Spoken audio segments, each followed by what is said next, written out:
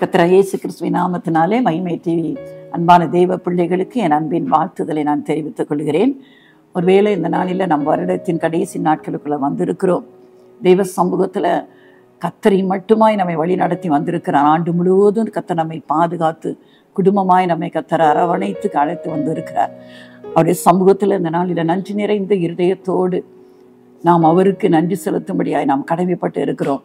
அதற்காக நான் எடுத்துக்கொண்டு வேத வசனம் சங்கீதங்களின் புஸ்தகம் 34 சங்கீதம் 1 வேதம் சொல்கிறது, கர்த்தரை நான் எக்காலத்திலும் ஸ்தோத்தரிப்பேன், அவர் துதி எப்போதும் என் வாயில் இருக்கும். எக்காலத்திலும் அவரை நான் ஸ்தோத்தரிப்பேன். ஒருவேளை அந்த சங்கீதத்துக்கு மேலாக குறிக்கப்பட்டதை நீங்கள் வாசித்து பார்த்தீர்கள் என்று சொன்னால் தெரியும். அபிமெலேக்குக்கு முன்பாக அவன் துரத்தி விடப்படுகையில் வேஷம் மாறின போது அவன் பாடின பாட்டு, சவுலுக்கு பயந்து ஒவ்வொரு இடமா ஓடிக்கொண்டிருக்கிறார். ஒரு இடத்துல போய் அங்கே தஞ்சம் புகழான்னு நினைக்கும் போது அந்த மனுஷர்கள்லாம் சொல்லுகிறார்கள், இவன் தாவீது ராஜா அல்லவா என்று சொல்லி, இவன் சவுலின் இருந்த படைத்தலைவன், இவன் தான் கோலியாத்தை கொண்டான்னு அவனை பற்றி புரட்சியாய் சொல்லுகிறோன்னு உடனே அவன் என்ன செய்யறான் தெரியுமா? தன்னை அவங்க கொன்று போட்டு விடக்கூடாது என்று நினைத்து பைத்தியம் பிடித்து வரும் போல தன் வாயிலிருந்து அப்படியே நுரைத்தல்ல வேடிக்கை பொருளை போல காணப்படுகிறான். அவன் பைத்தியக்காரன் என்று சொல்லி எல்லாரும் விரட்டி விடுகிறார்கள். இப்படி சவுலுக்கு பயந்து ஒவ்வொரு இடமாய் ஓடிக்கொண்டிருக்கிறார். ஆனா அந்த சூழ்நிலையில் அது தாவீது பாடுகிறார், கர்த்தரை நான் எக்காலத்திலும் ஸ்தோத்தரிப்பேன், அவர் துதி எப்போதும் என் வாயில் இருக்கும். நம்முடைய வாழ்க்கையை யோசித்து பார்ப்போம். சந்தோஷமா இருந்த ஆண்டவரே உமக்கு நன்றி என்று சொல்லுகிறோம். கொஞ்சம் கஷ்டம் வந்துட்டா போதும், ஏன் ஆண்டவரே எனக்கு மட்டும் இந்த பிரச்சனை, மற்றவங்களாம் நல்லா தானே இருக்கிறாங்க, அவங்க ஆண்டவரை பின்பற்றுறது கூட கிடையாது, ஆனா அவங்க வாழ்க்கையெல்லாம் நல்லா தானே இருக்குது, நான் எவ்வளவா இவங்களை பின்பற்றுகிறேன், ஆனா என் வாழ்க்கை மட்டும் ஏன், எனக்கு மட்டும் ஏன் பிரச்சனை? அநேக நேரம் நம்முடைய உள்ளத்துல அப்படிப்பட்ட எண்ணங்கள் வருகிறது அல்லவா? தாவீதின் வாழ்க்கையை யோசித்து பாருங்கள். தாவீது அரசனாக உயர்த்தப்பட்டதற்கு காரணமே அவர் வாயில எப்பொழுதும் கர்த்தரை துதித்துக் கொண்டிருந்தார். எல்லா சூழ்நிலைகளும் எப்படி பவுல் சொல்கிறார் பாருங்க, வாழ்ந்திருக்கவும் எனக்கு தெரியும், தாழ்ந்திருக்கவும் எனக்கு தெரியும், குறைவுபடவும் தெரியும், பட்டினியா இருக்கவும் தெரியும், திருப்தி அடையவும் தெரியும். எல்லா சூழ்நிலையிலும் அதே மாதிரிதான் தாவீது சொல்கிறார், எக்காலத்துல நான் அவரை ஸ்தோத்தரிப்பேன்.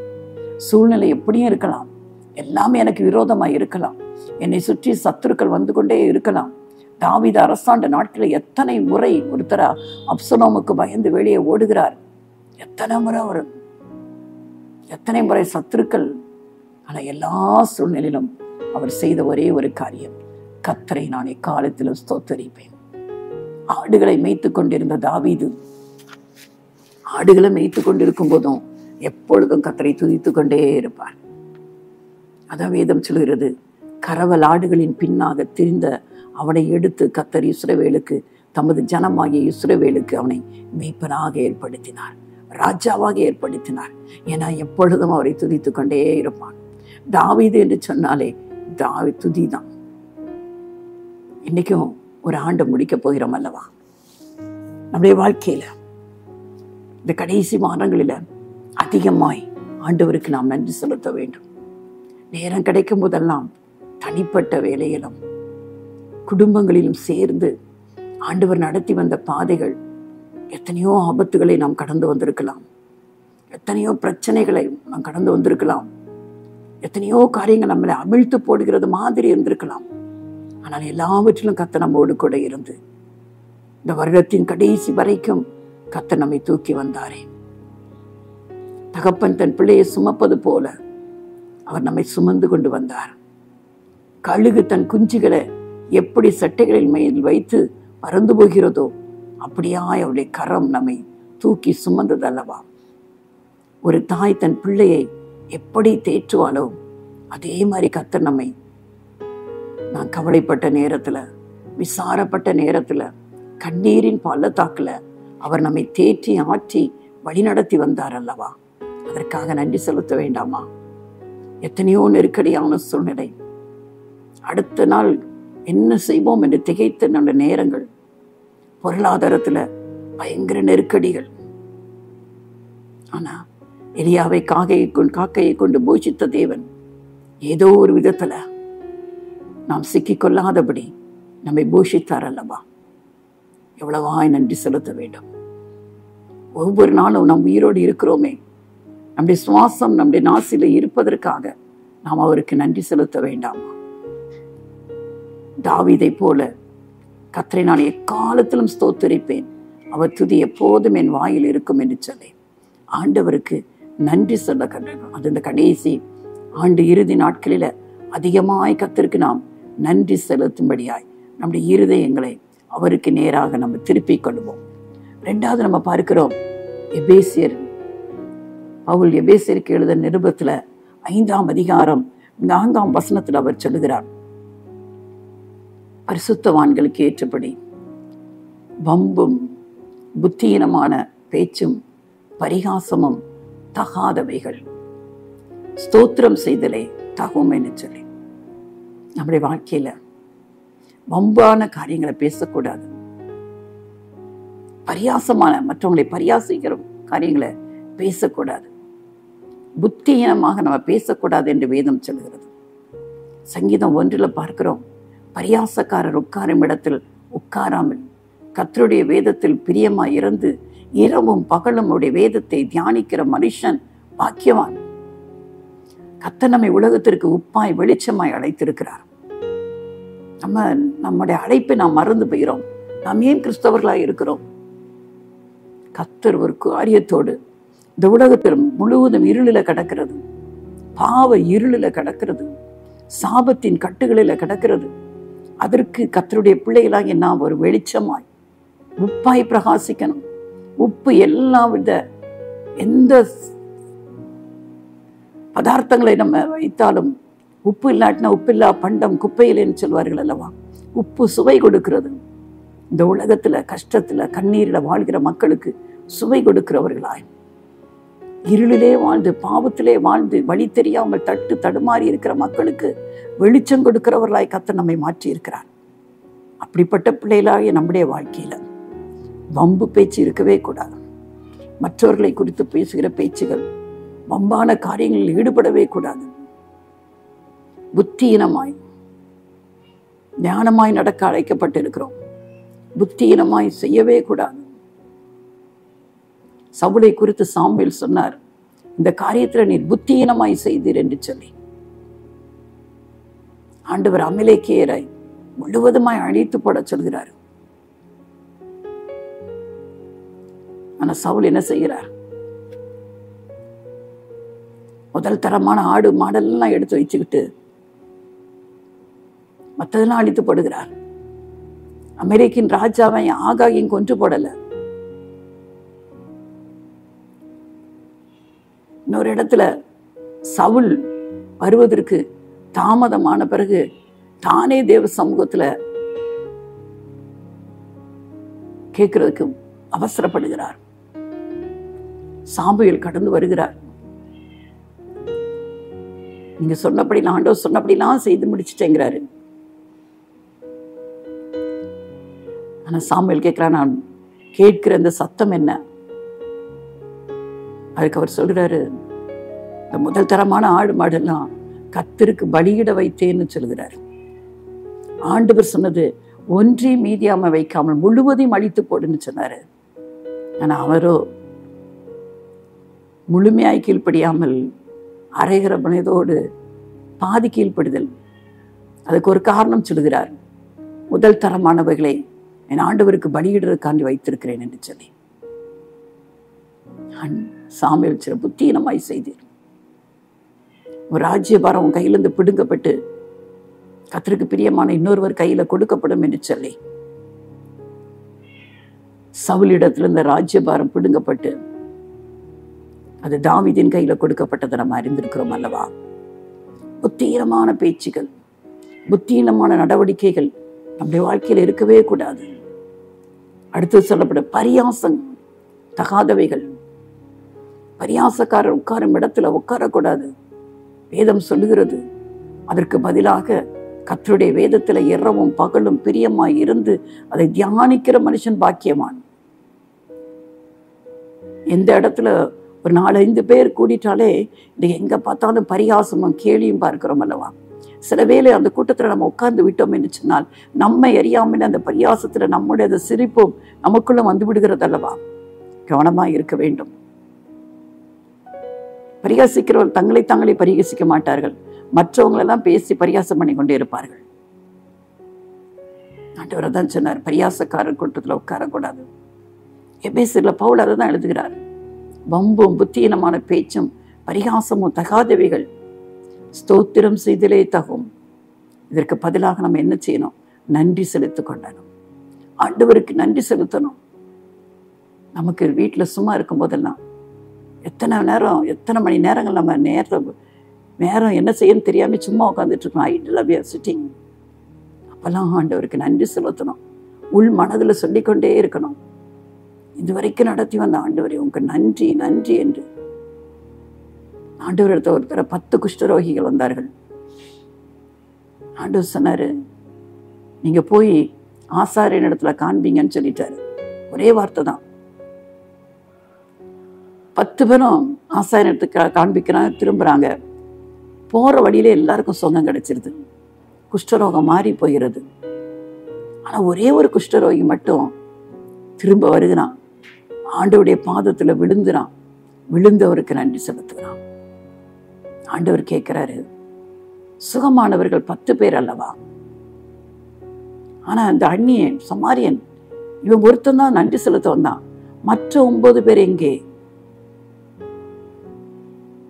அப்ப சுகம் வேணும், அது வேணும், இது வேணும்னு கேட்கும்போது ஆண்டவர்கிட்ட வருகிறோம். கேட்ட காரியம் கிடைத்த உடனே மறந்து போய் விடுகிறோம் அல்லவா? ஆண்டவருக்கு நன்றி செலுத்துவது கிடையாது. இல்லாட்ட என்ன செய்வோம் தெரியுமா? ஆண்டவர் உதவி யார் மூலமாவது நமக்கு கொடுப்பார். யார் மூலமா நம்ம உதவி பெற்றோம் அந்த மனுஷனுக்கு நன்றி சொல்லிட்டு ஆண்டவருக்கு நன்றி சொல்வதை மறந்து விடுகிறோம் அல்லவா? அப்படியே உள்ளம் அதை எதிர்பார்க்கிறது அல்லவா? சுகமானவர் 10 பேர் அல்லவா? மற்ற 9 பேர் எங்கே? ஒவ்வொரு நாளும் காலையில எழும்புனோட நன்றி செலுத்தணும், இரவுல படுக்கும் போது சந்தை செலுத்தணும், ஞாபகம் வரும்போதெல்லாம் நன்றி செலுத்தணும். எவ்வளவுக்கு எவ்வளவு ஆண்டவருக்கு துதி ஸ்தோத்திரங்களை ஏறெடுக்கிறோமோ நம்முடைய வாழ்க்கையில இருக்கிற எல்லா தட்டைகளும் உடைக்கப்படும். எல்லாவற்றிலும் ஸ்தோத்திரம் செய்யுங்கள் என்று வேதம் சொல்கிறது. எல்லா காரியத்திற்கும் நன்மையோ தீமையோ நமக்கு தெரியாது. நமக்கு ஒருவேளை இப்ப தீமையா தெரியும், ஆனா ஆண்டவர் அதை நன்மைக்காக வைத்திருப்பார். நம்முடைய சொற்ப புத்தியினாலே மூளை அறிவினாலே அதை அறிந்து கொள்ள முடியாது, பிற்பாடுதான் தெரியும், ஓஹோ இதற்காக தான் ஆண்டவர் அதை அனுமதித்தாரோ என்று சொல்லி. அதனால்தான் பவுல் சொல்கிறார், இதற்கு எல்லாவற்றுக்காக ஸ்தோத்திரம் செலுத்துங்கள், முறுமுறுக்காதீர்கள். முறுமுறுப்பை தீர்மானம் எடுப்போம். புதிய ஆண்டுக்குள்ள பிரவேசிப்பதற்கு முன்பாக என் வாழ்க்கையில இருக்கிற முறுமுறுப்பு, ஏன், எதற்கு, சலிப்பு, இதெல்லாம் நம்மகிட்ட இருக்கவே கூடாது. எல்லாவற்றிற்கும் நன்றி செலுத்துவோம், ஸ்தோத்திரம் செய்தலே தகும் என்று வேதம் சொல்கிறது. இன்னொரு காரியத்தை பார்க்கலாம். சங்கீதம் 103, 1, 2 இது நம்முடைய ஜெப வேளையில ஒவ்வொரு நாளும் நம்ம உபயோகிக்கிற தேவ வார்த்தைகள் அல்லவா? என் ஆத்மாவே கர்த்தரை ஸ்தோத்திரி, என் முழு உள்ளமையோடைய பரிசுத்த நாமத்தை ஸ்தோத்திரி, என் ஆத்மாவே கர்த்தரை ஸ்தோத்திரி, அவர் செய்த சகல உபகாரங்களை மறவாதே. எல்லாம் ஒன்றையும் மறந்து போயிடக்கூடாது. ஆண்டவர் நம்முடைய வாழ்க்கையில செய்து வருகிறார் அல்லவா? ஒன்றை நாம் மறந்து விடவே கூடாது. அதுக்கப்புறம் நீங்க அப்படியே பார்த்தீங்கன்னா தாவீது எழுதி கொண்டே போவார். அவர் உன் அக்கிரமங்களை எல்லாம் மன்னித்து உன் நோய்களை எல்லாம் குணமாக்கி. எத்தனை அக்கிரமம் நம்ம பண்ணியிருப்போம்ல, பிறந்ததுல இருந்து நமக்கு விவரம் தெரிந்ததுல இருந்து ஆண்டவருடைய ரத்தத்தினாலே கழுவப்படுகிற வரைக்கும் எத்தனை அக்கிரமங்கள் யோசித்து பார்ப்போம். சில வேளையில பழைய காலங்கள் நடந்ததெல்லாம் யோசித்து பார்க்கும்போது நானா இப்படி மாறிவிட்டேன் என்று சொல்லி நம்மை குறித்தே நாம் அதிசயப்படத்தக்கதாய் நம்முடைய வாழ்க்கையை கர்த்தர் மாற்றி இருக்கிறார் அல்லவா? நம்முடைய அக்கிரமத்தை எல்லாம் அவர் மன்னித்திருக்கிறார் அல்லவா? நம்முடைய ரத்தத்தினாலே நம்மை கழுவி இருக்கிறார் அல்லவா? நம்மை பரிசுத்தப்படுத்தி இருக்கிறார் அல்லவா? யாரை கொடுத்தும் தப்பா நினைக்காது. இவங்கெல்லாம் எவ்வளவு கெட்டவங்களா இருக்கிறாங்க, எவ்வளவு பாவம் செய்யறாங்க அப்படின்னா நம்ம பேசக்கூடாது. எத்த பாவியா இருந்தாலும், எவ்வளவு மோசமா இருந்தாலும் அவர்களையும் மாற்றுவதற்கு கர்த்தர் வல்லவராய் இருக்கிறார். நம்மளையே மாற்றினவர் அவங்கள மாட்ட மாட்டாரா? அவரால் கூடாத காரியம் இல்லை. எத்தனை பேர் கொலைகாரர்கள், கொள்ளைக்காரர்கள், எத்தனை பேர் ஆண்டவருடைய இரத்தத்தினால கழுவப்பட்டு இன்னைக்கு பரிசுத்தவான்களாய் வாழ்ந்து கொண்டிருக்கிறார்கள் அல்லவா? ஆண்டவர் சமூகத்துல நன்றி செலுத்தணும். என் அக்கிரமங்கள் எல்லாம் மன்னித்தீங்கப்பா, என் நோய்களை எல்லாம் குணமாக்கினீங்க. சில சமயம் நம்முடைய அக்கிரமம் செய்கிற அக்கிரமத்தினாலே நம்முடைய வாழ்க்கையில சில சமயம் நோய்களை உண்டாக்கி கொடுக்கிறோம். அன்றைக்கு ஒரு திமிரவாதக்காரனை ஆண்டவர் இடத்துல கொண்டு வருகிறார்கள். ஆண்டவர்கிட்ட சொல்றான், அவனுக்கு சோகமாக்கும்படி கூரையை பிரித்து அவரை உள்ளுக்கு இறக்குறாங்க. கூட்டம் நிறைய இருந்தபடினால ஆண்டவர் சொல்ல, மகனே, உன் பாவங்கள் உனக்கு மன்னிக்கப்பட்டது, எழுந்து நட. ஏன் தெரியுமா? சில காரியங்கள் பாவத்தினாலே சில வியாதிகள் வந்து விடுகிறது. அவனுடைய பாவம் மன்னிக்கப்பட்டவுடன் அவன் எழும்பி நடக்கிறத பார்க்கிறோம். அதே நேரம் ஒரு பிறவி குருடன் வருகிறார். எல்லாரும் கேட்கிறாங்க, ஆண்டவரே, இவன் குருடனாய் பிறந்தது இவன் செய்த பாவமா, இவன் பெற்றோர் செய்த பாவமா என்று சொல்லி. அதுல இருந்து என்ன புரியுது? நம்ம செய்த பாவத்தினாலும் சில காரியங்கள் வருகிறது, நம்ம பெற்றோர் செய்த பாவத்தினாலும் சில காரியங்கள் வருகிறது. ஆனால் ஆண்டவர் சொல்கிறார், இது இவன் செய்த பாவமும் அல்ல, இவன் பெற்றோர் செய்த பாவமும் அல்ல, தேவனுடைய நாமம் மகிமைப்படுவதற்காக இது இவனுக்கு வந்தது. இன்னொரு காரியத்தினாலும் சில வியாதிகள் நமக்கு வருகிறது. ஏன்னா கர்த்தர் அதில் கொடுக்கிற விடுதலை நிமித்தம் தேவனுடைய நாமம் மகிமைப்படுகிறது. அதான் வேதம் சொல்கிறது, அவர் உன் நோய்களை எல்லாம் குணமாக்கி, எல்லா நோய்களிலிருந்து கர்த்தர் நம்மை குணமாக்கி இருக்கிறார் அல்லவா? அவருடைய தழும்புகளால் நீங்கள் குணமானீர்கள் என்று வேதம் சொல்கிறது. சிலுவையில் அவர் பட்ட அந்த காயங்கள், கைகள், கால்கள், விழாவில ஏற்படுத்தின, தலையில ஏற்படுத்தினப்பட்ட காயங்கள், அதிலிருந்து வழிகிற ரத்தம், அந்த தழும்புகளினாலே நாம் குணமானோம். இன்னும் வேதம் சொல்கிறது, அவர் தம்முடைய வசனத்தை அனுப்பி அவர்களை குணமாக்கினார். அவருடைய வசனம் நம்மை குணமாக்குகிறதா இருக்கிறது.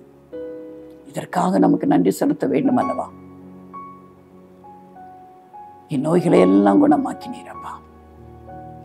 அது மட்டுமல்ல, வேதம் சொல்கிறது, கழுகுக்கு சமானமாய் நம்முடைய வயதை அவர் வாழ வயது போல ஆக்குகிறார் என்று சொல்கிறது.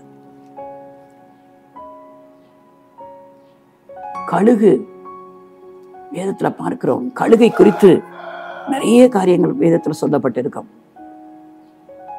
கழுகுக்கு வயசாக வயசாக அதனுடைய முடிகள் எல்லாம் அப்படியே உதிர ஆரம்பிக்குமா.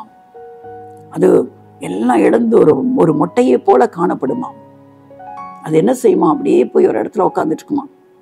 திரும்ப அப்படியே அந்த முடியெல்லாம் வளர ஆரம்பித்த பிறகு ஒரு புது பலன் அதுக்கு வந்து விடுமா. அதான் வேதத்துல பார்க்கிறோம், கர்த்தருக்கு காத்திருக்கிறவர்களோ புது பலன் அடைந்து கழுகுகளை போல செட்டைகளை அடித்து எழும்புவார்கள். திரும்ப அது வளர்ந்தோன ஒரு புது பலன் செட்டை அடித்து அது உயர எழும்ப ஆரம்பிக்குமா. திரும்ப அதுக்கு வாழ வயது மாட ஆகிவிடுமா. அப்போ கர்த்தர் நமக்கு அப்படிப்பட்ட கிருபையற்ற கழுகு கொத்தபடி உன் வயதை திரும்ப வாழ வயது போலாகிறார். தேவ பிள்ளைகளுக்கு கர்த்தர் கொடுக்கிற கிருபை அதுதான். ஒரு புது பலனை கர்த்தர் நமக்கு கொடுக்கிறார். என்ன அதுல அப்படியே நீங்க வாசிச்சுட்டே வந்தீங்கன்னா, நன்மையினாலே உன் வாயை திருப்தி ஆக்குகிறார். உன்னை மட்டும் மறந்து போயிடாதீங்க. ஆண்டவராய் இயேசு கிறிஸ்து ஒரு நாளும் தீமை செய்கிற தேவன் அல்ல. தீமை என்பது பிசாசினாலே உண்டாகிறது. தீமை ஏன் ஒரு வாழ்க்கையில வருது தெரியுமா? ஒரு தெய்வ மனுஷன் கர்த்தருக்கு விரோதமான காரியங்களை செய்யும் போது அவனை சுற்றி கர்த்தர் வேலி அடைக்கிறார். கர்த்தருடைய பிள்ளைகளுக்கு ஒரு வேலி எப்பொழுதும் வைக்கப்படுகிறது. ஆண்டவர் அவனை சுற்றி ஒரு வேலி அடைக்கிறார். ஆனா அதே நேரம் கர்த்தர் நீதி உள்ளவர்.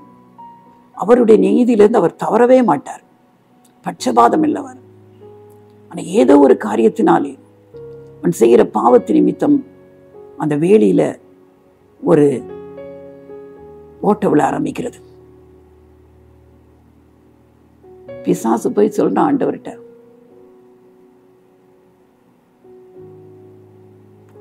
அந்த வேலியினுடைய அவன் நுழைய ஆரம்பிக்கிறான். ஏனென்று சொன்னால் அவன் போய் வாதாடுவான். அவன் நீதி செய்கிற வரைக்கும் அந்த வேலை அவன்கிட்ட இருக்கும். தவறு செய்யும் போது அதுல ஒரு இடைவெளி உண்டாகும் போது அந்த இடைவெளி வழியாக பிசாசு ஏதாவது ஒரு காரியத்தை உட்புகுத்துவான். ஆண்டவர் நம்ம நினைக்கலாம், ஏன் ஆண்டவர் கைவிட்டுட்டார்னு. அவர் நீதி செய்கிற ஆண்டவர். தவறு செய்யும் போது ஆட்டோமேட்டிக்கா அந்த வேலி விலகி விடுகிறது. திரும்பவும் நாம் மனஸ்தாபப்பட்டு அவர் சமூகத்துல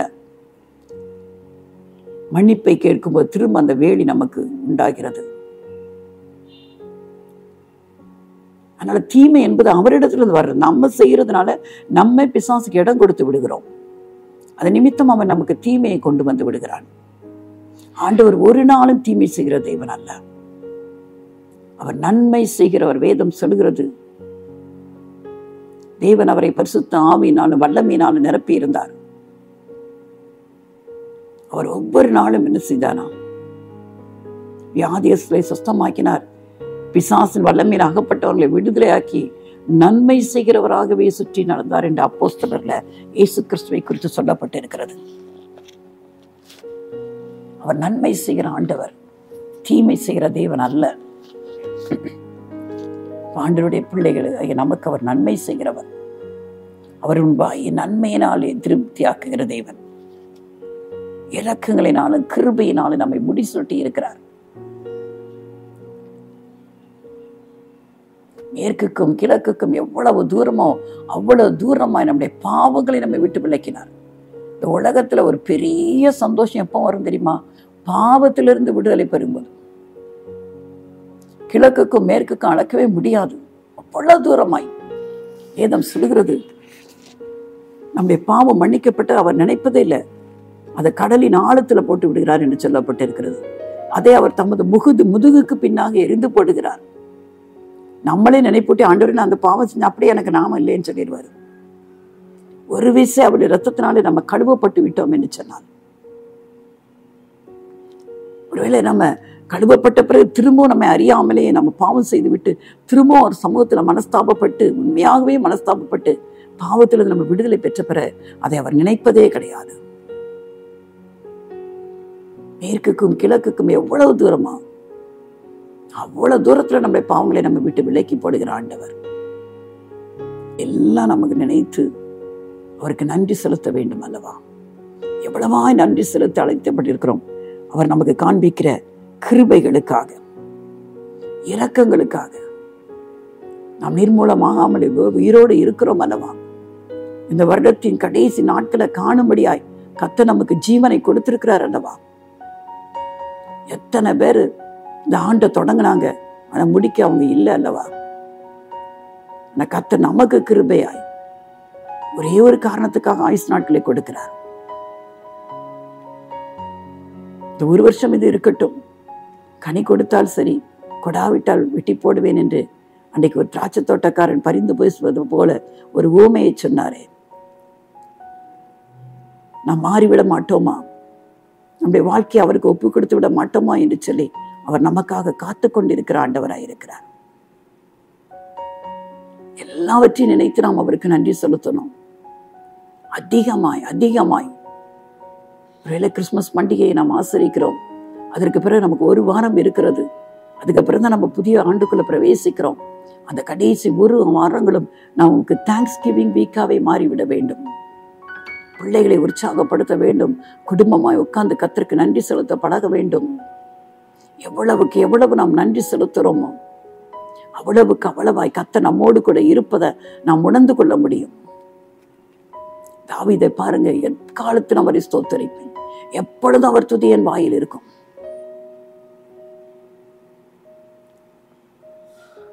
அதனாலதான் தாவீது அவருடைய இருதயத்திற்கு ஏற்றவனாக கர்த்தர் கண்டார். என பரலோகம் முழுவதும் துதியினால்தான் நிரம்பி இருக்கிறது. என் தாசனாகிய தாவீதை என் இருதயத்துக்கு ஏற்றவனாக கண்டேன், எனக்கு சித்தமானதெல்லாம் அவன் செய்வான் என்று சொல்கிறார் அல்லவா? கர்த்தருக்கு சித்தமானது அவரை பிரியப்படுத்துவது, ஆண்டவருக்கு நன்றி செலுத்தும்படியாய் நன்றி செலுத்த பழகிக் கொள்வோம். ஒரு நாளும் நன்றி இல்லாத ஒரு வாழ்க்கை வாழ வேண்டாம். நம்முடைய கிறிஸ்தவ வாழ்க்கையில நன்றி கெட்டத்தனம் நம்மகிட்ட இருக்கவே கூடாது. நம்மை ரட்சித்த நம்ம ஆண்டவருக்கு எப்பொழுது நன்றி நிறைந்த ஒரு வாழ்க்கை வாழ நம்மை ஒப்பு கொடுப்ப விசேஷமாய் இந்த ஆண்டு முழுவதும் நம்மை காத்திருக்கிறார் அல்லவா.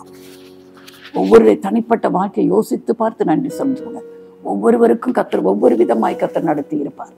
எல்லாவற்றையும் நினைத்து நம் ஆண்டவருக்கு நன்றி சொல்ல கர்த்தர் எதிர்பார்க்கிறார். ஒரு நாளும் இதில் நம்ம தவறிவிடக்கூடாது. ஆண்டவரை நோக்கி பார்ப்போமா. அன்பும் கிருபையும் இரக்கம் நிறைந்த மகா பரிசுத்தமுள்ள நல்ல தகப்பனே, தாவீது சொல்கிறார், கர்த்தரை நான் எக்காலத்திலும் ஸ்தோத்தரிப்பேன், அவர் துதி எப்போதும் என் வாயில் இருக்கும். ஆண்டவரே, இந்த ஆண்டு இறுதி நாட்களில் வந்திருக்கிறோம். ஆண்டவரே, சீக்கிரமாய் ஒரு புதிய ஆண்டுக்குள்ள பிரவேசிக்க இருக்கிறோம். இந்த நாட்களில் இந்த ஆண்டு முழுவதும் வருடத்தை துவைக்கிற நாங்கள் அப்பா, முடிக்கிற இந்த நாட்களில் அதிகமாக உமக்கு நாங்கள் நன்றி செலுத்த கர்த்தர் எங்கள் வாழ்க்கையில நீங்க செய்த ஒவ்வொரு நன்மைகளையும் நாங்கள் மறவாமல் அப்பா உமக்கு நன்றி துதி ஸ்தோத்திரங்களை செய்ய எங்களுக்கு உதவிச்சிங்க. ஒரு நாள் எங்கள் வாழ்க்கையில் ஆண்டவரே கர்த்தருக்கு விரோதமான முறுமுறுப்பு இல்லாதபடி எல்லா சூழ்நிலையிலும் ஆண்டவரே, சூழ்நிலை எப்படி இருந்தாலும் கர்த்தரை நாங்கள் நன்றியோடு அவரை துதிக்கத்தக்கதாய் அப்படிப்பட்ட உள்ளத்தை எங்களுக்கு தாங்க ஆண்டவரே. இதை கேட்டுக்கொண்டிருக்கிற ஒவ்வொருவருடைய வாழ்க்கையிலும் கர்த்தர் அவர்களுக்கு செய்த நன்மையை நினைத்து அவர்கள் உம்மை துதிக்க, குடும்பமாய் உமக்கு நன்றி செலுத்த ஆண்டவரே, நன்றி நிறைந்த இருதயத்தோடு நாங்கள் ஒரு புது ஆண்டுக்குள் பிரவேசிக்கும் போது தேவன் எங்களுக்கு செய்ய போகிற வரப்போகிற புதிய ஆண்டில கர்த்தர் எங்களுக்கு செய்ய போகிற அந்த மேன்மையான காரியங்களை, ஆசீர்வாதங்களை ஆண்டவரை நாங்கள் சுதந்திரித்துக் கொள்ளும் ஏதுவாக ஆண்டவரே எப்பொழுதும் ஆண்டவரே நன்றி நிறைந்த இருதயத்தை தாங்கப்பா எதிர்பார்க்கிறீங்க ஆண்டவரே. ஆண்டவரே, அந்த 9 குஷ்டரோகிகளை போல நன்றி அற்றவர்களாய் நாங்கள் வாழாதபடி கர்த்தாவை எல்லா சூழ்நிலையிலும் என் தேவனாகிய கர்த்தரை மகிமைப்படுத்தி வாழ எல்லாவற்றுக்கும் மேலாக எங்களுக்கு கொடுத்திருக்கிற அந்த பாவ மன்னிப்பாகிய அந்த மிகவும் பெரிய ரட்சிப்புக்காக அதிகமாய் நாங்கள் நன்றி செலுத்தி வாழ கர்த்தர் எங்களுக்கு உதவிச்சிங்க. அநேகரை ஆண்டவரே உங்களுடைய அன்புக்குள்ள அழைத்து வர ஆண்டவரே எங்களுக்கு நீங்க உதவிச்சிங்க. மறுபடியுமாய் இந்த ஆண்டு முழுவதும் நீர் எங்களை காத்தீரே ஆண்டவரே, பராமரித்தீரே, போஷித்தீரே, நடத்தினீரே, உடுத்துவித்தீரே, ஆலோசனை கர்த்தராய் இருந்தீரே ஆண்டவரே. எல்லாவற்றுக்காக நன்றி செலுத்தி ஆண்டவரே உங்க வல்ல கரத்துல ஆண்டவரே அப்பா கேட்டுக்கொண்டிருக்கிற ஒவ்வொரு தெய்வ பிள்ளைகளையும் ஆண்டவரே கர்த்தர் கரத்துல ஒப்பு கொடுக்கிறோம். கண்ணீரை எல்லாம் தொடங்கி ஆண்டவரே புதிய ஆண்டுக்குள் பிரவேசிக்கும் போது ஆண்டவரே ஒரு சந்தோஷத்தோடு சமாதானத்தோடு ஆண்டவரே கண்ணீர்கள் துடைக்கப்பட்ட அனுபவத்தோடு பிரவேசிக்க இயேசுவே உம்முடைய நாமத்திலே உம்முடைய பிள்ளைகளை வாழ்த்துகிறேன். நீங்க அதை செய்ய போற கிருபைக்காக நன்றி செலுத்துகிறேன். இயேசு கிறிஸ்துவின் நல்ல நாமத்துல பிதாவே, ஆமென்.